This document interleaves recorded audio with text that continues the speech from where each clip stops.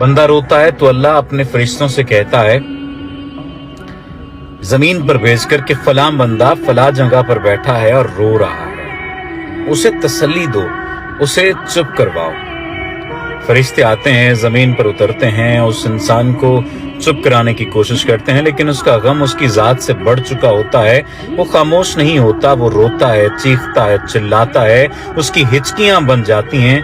फरिश्ते वापस जाते हैं और कहते हैं कि या बारी ताला, वो इंसान चुप नहीं हो रहा, वो रोए जा रहा है। जाने उसे ऐसा क्या दुख है, ऐसा क्या गम है जो उसकी जात के अंदर मौजूद है कि वो चुप नहीं हो रहा। हमने बहुत ज्यादा उसे चुप करवाने की कोशिश की, बड़ी कोशिश लगा ली, लेकिन वो खामोश नहीं हुआ, लेकिन वो चुप नहीं हुआ, वो मुसलसल रो रहा है।